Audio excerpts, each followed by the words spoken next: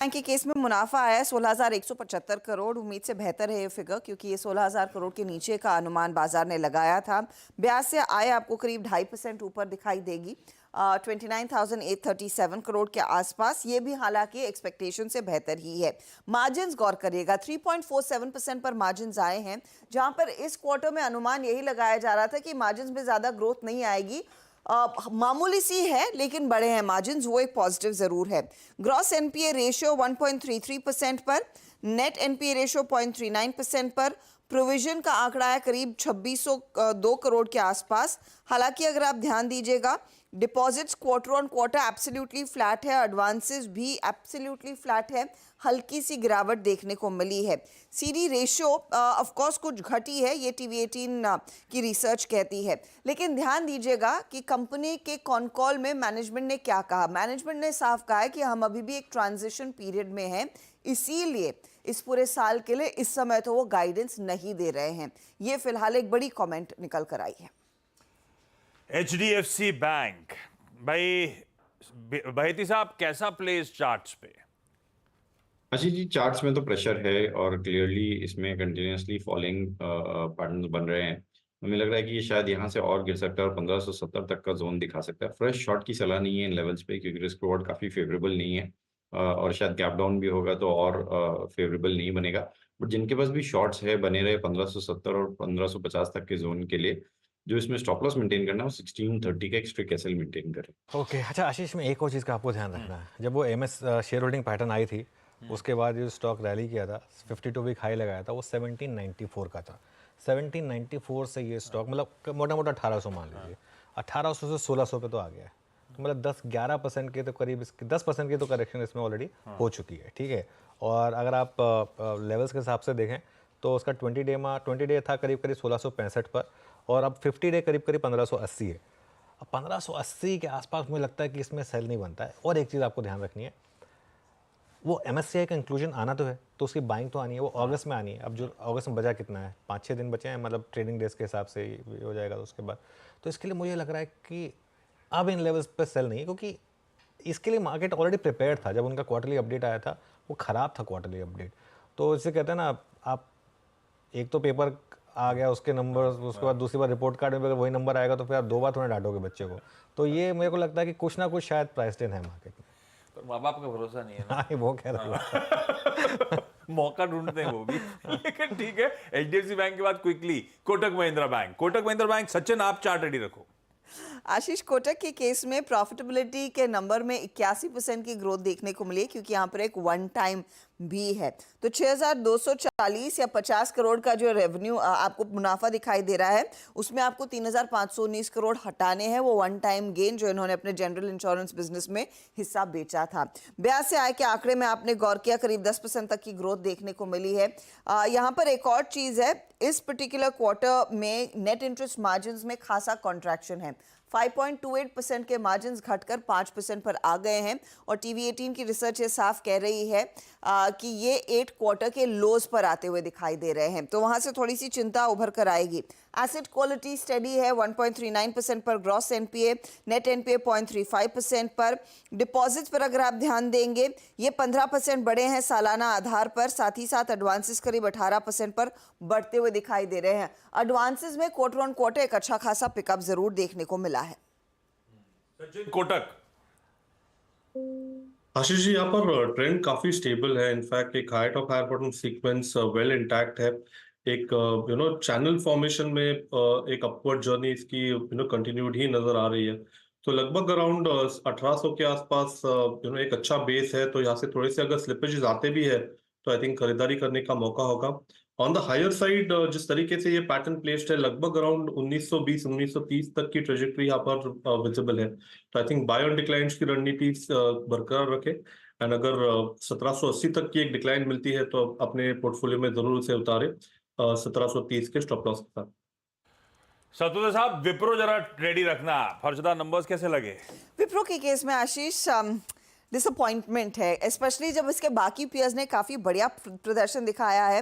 विप्रो के केस में आप देखिएगा डॉलर रेवेन्यू 1.2% घटता हुआ दिखाई दिया है। कांस्टेंट करेंसी बेसिस पर अगर आप देखें अनुमान बढ़त का था 0.3% ही सही, लेकिन ये घटा है, करीब 1% तक की गिरावट देखने को मिली है।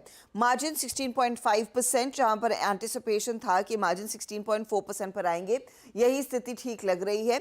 बाकी नंबर्स में हमने देखा है कॉन्ट्रैक्शन। डील विन्स करीब $1.2 बिलियन की, टोटल जो कॉन्ट्रैक्ट वैल्यू है इस क्वार्टर के लिए $3.3 बिलियन की जरूर आई है। लेकिन विप्रो की गाइडेंस पर नजरें रहती है मार्केट की, और जहां पर एक्सपेक्टेशन था कि 0 to +2% तक की गाइडेंस कंपनी देगी, इन्होंने वो बैंड को नैरो किया और नीचे ले गए। -1 से 1% तक की गाइडेंस रेवेन्यू ग्रोथ में इन्होंने कही है आ सकती है। श्रीनी पालिया कह रहे हैं कि अमेरिका से कुछ पिकअप देखने को मिलेगा मीडियम टर्म में। BFSI ने पॉजिटिव मोमेंटम रिटेन किया है और ग्रोथ वो शायद सेक्टर लीड करता हुआ दिखाई दे सकता है। नंबर गड़बड़ है, जो एक्सपेक्ट किया था क्वार्टर परफॉर्मेंस और गाइडेंस भी फीकी और स्टॉक लपक चला हुआ है। कैसा प्लेस लग रहा है अब? आशीष जी, देखिए विप्रो का जो स्ट्रक्चर है वो आप कह सकते हैं कि टॉप आउट वाला स्ट्रक्चर है। इससे नेगेटिव डाइवर्जेंस दिखता है। डेली चार्ट पे लॉन्ग लिक्विडेशन था फ्राइडे के सत्र में, ओपन इंटरेस्ट करीबन 9% घटा था, तो दैट शोज कि यहाँ पे वीकनेस होगी। देखिए आज के लिए इसका इंपॉर्टेंट लेवल होगा 550 का। 550 टूटता है तो 535, और 535 टूटता तो 500, ये लेवल से इसके जो हम नेगेटिव डाइवर्जेंस में हम प्रोजेक्शंस देखते हैं। तो देखिए आज के लिए 550 टूटेगा तो यहाँ पे सेल करे। 535 का इसका पहला टारगेट होगा। प्रॉब्लम पता है क्या है, सारे टारगेट के नीचे ही खुलेगा आज ये। मतलब अगर आप इमेजिन करिए 8% नीचे खुल गया, 40 रुपये 45 रुपये सीधा हो गए, आज खुलेगा 512 513 पर। उसके बाद क्या करना है ये सोचना है आपको। 512 513 पर अगर खुले तो मेरा ये मानना है कि अब ये स्टॉक कुछ टाइम के लिए भूल जाएं इसको। अगर आपको आईटी में रैली, अगर आपको प्ले भी करनी है ना आईटी में रैली, वो वाया इन्फोसिस प्ले करें, जहां नंबर अच्छा है, जिसने डिलीवर करा है। बहुत सिंपल है। हम ना बहुत कई बार चीज़ों को कॉम्प्लिकेट कर देते हैं कि चलो ठीक है ये लोअर लेवल, अरे नहीं, अगर आपको इन्फोसिस में लोअर लेवल मिल जाए ना, वो एक ज़्यादा अच्छी अपॉर्चुनिटी होगी, बजाय कि उसको चेस करिए ना जहाँ पर नंबर भी अच्छे हैं और जो कह भी रहा है कि आगे भी नंबर अच्छे आएंगे। यहाँ पे तो आगे का भी भरोसा नहीं है। या तो गाइडेंस बहुत अच्छी होती है, या तो एक आउटलुक बहुत अच्छा होता है कि चलिए आगे बहुत कुछ अच्छा होने वाला है, तब मैं फिर भी कहता विप्रो नहीं, लेकिन बिल्कुल कोई ठंडे बस्ते में छोड़ दीजिए इसको। बिल्कुल अवॉइड है भाई, गैप डाउन होना है अच्छा खासा आज अपने नंबर्स पे।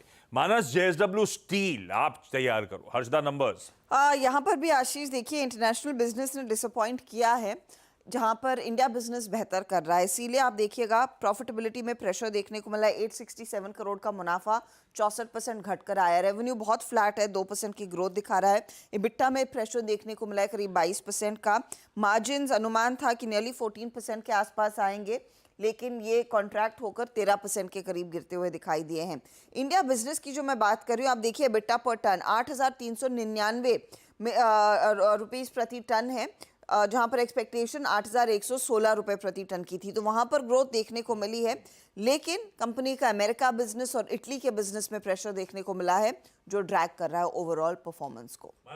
अच्छा, इसमें एक चीज ध्यान रखिएगा, आज क्योंकि चाइना ने PBOC लेंडिंग रेट जो है 10 बेसिस पॉइंट रिड्यूस करें कुछ टेन्योर्स के, तो थोड़ा बहुत आज मेटल रडार पे रहेगा। इकोनॉमी संभालने की कोशिश जरूर हो रही है, लेकिन चार्ट्स पे JSW स्टील मानस कैसा? तो देखिए चार्ट पे तो डेफिनेटली वीक लग रहा है, और पिछले हफ्ते ही इंडिकेशन मिले थे क्योंकि वीकली चार्ट पे बेरिश एंगल्फिंग पैटर्न बना था। अब स्टॉक अपने 50 डे मूविंग एवरेज के नीचे ट्रेड कर रहा है। हमें ये भी ध्यान रखना है कि अगर 885 के नीचे फिसला तो ये अपने 200 डे मूविंग एवरेज को टेस्ट करने की कोशिश करेगा, जो कि 850 रुपए है।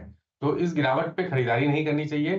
खरीदारी केवल रिकवरी पे, और अगर कोई ब्रेकआउट हमें 920 रुपए के ऊपर देखने को मिले तभी करनी है। अच्छा रचना जी, आप एक काम करना, इंडियन होटल्स रेडी करना। हर्षदा, वायदा के सारे नंबर्स, अपने निफ्टी वाले तो बात कर ली। इंडियन होटल्स के नंबर्स आशीष, ये नॉर्मली एक सीजनली वीक क्वार्टर रहता है, उस लिहाज से आपको देखना चाहिए। उसके बावजूद प्रॉफिटेबिलिटी में 12% का इजाफा, रेवेन्यू 6% बढ़ा है, इबिट्टा में करीब 10% की ग्रोथ है, मार्जिन 1% बढ़कर आए हैं। इस तिमाही में ऑक्यूपेंसी सिर्फ 1% बढ़ी है। हालांकि कंपनी ने डबल डिजिट ग्रोथ FY25 का भरोसा दिया है। इस क्वार्टर में नरमी इसीलिए देखने को मिली क्योंकि इलेक्शन का इम्पैक्ट, हीट वेव का इम्पैक्ट और वेडिंग सीजन भी इस बारी थोड़ा सा कॉन्ट्रैक्ट होता हुआ कंपनी के लिए दिखाई दिया है। हालांकि कंपनी कह रही कि आने वाली तिमाहियों में कैचअप करेंगे। आप रेडार पर रखेंगे जेके सीमेंट भी। नेट प्रॉफिट 67% बढ़कर आया 185 करोड़ पर। रेवेन्यू फ्लैट है, 1.5% की ही ग्रोथ देखने को मिली है। इबिट्टा में इंप्रूवमेंट है, 29% तक का इजाफा और मार्जिन्स लगभग 300 बेसिस पॉइंट बढ़ते हुए 10% के 13.2% पर आए हैं। ऑपरेशनली मजबूत तिमाही कंपनी की उभर कर आई है। आप आईसीआईसीआई लॉम्बार्ड भी रेडार पर रखेंगे। मुनाफा 48% बढ़ा है। ग्रॉस प्रीमियम में लगभग 20% तक की ग्रोथ है। कंबाइंड रेशियो 102% के आसपास नजर आ रहा है, वहां पर थोड़ा सा ट्रिमिंग देखने को मिली है। गौर करिएगा पीवीआर पर, और पीवीआर आइनॉक्स के लिए एक बेहद खराब क्वार्टर उभर कर आया है। यहां पर रेवेन्यू लगभग 9% घटा है। इबिट्टा में 28% की गिरावट। लॉस में आई है कंपनी और लॉस बढ़ता हुआ 82 करोड़ का 179, तो लगभग लॉस डबल होता हुआ कंपनी के लिए दिखाई दिया है। खराब परफॉर्मेंस। ओबेरॉय रियल्टी वैसे अच्छा परफॉर्मेंस, 82% तक की ग्रोथ मुनाफे में। रेवेन्यू 55% बढ़ता हुआ नियरली। इबिट्टा 72% बढ़कर आया है और मार्जिन्स में भी इजाफा देखने को मिला है, लगभग 600 बेसिस पॉइंट का पिकअप। वायदा के सारे नंबर्स। रचना जी, इंडियन होटल्स। जी, इंडियन होटल्स की जहां तक बात है, ये काउंटर फिलहाल तो नेगेटिव चार्ट सेटअप दिखा रहा है और ये चार्ट सेटअप पॉजिटिव तभी बनेगा जब ये 590 को क्रॉस करके उसके ऊपर निकलेगा। एंड 590 के ऊपर अगर नहीं निकलता तो नेगेटिविटी कंटिन्यू रहेगी। इसमें सपोर्ट 550 के आसपास बनता है, नॉट बिफोर दैट। तो अगर फ्रेश एंट्री करनी है तो 550 का इंतजार करना चाहिए और अगर 590 के ऊपर पहली 15 में टिक के दिखाए तो फ्रेश एंट्री कर सकते हैं, पर इन दोनों में से अगर कोई सिचुएशन ना हो तो साइड में रहना चाहिए। में रहे 550 और 590 वो अपर और लोअर थ्रेश होल्ड जहां पे ट्रिगर होगा कॉल, अदरवाइज दूरी रहिए स्टॉक से। चलिए, इस नोट पर मुनाफे की तैयारी समेटने का वक्त और अब शुरुआत करेंगे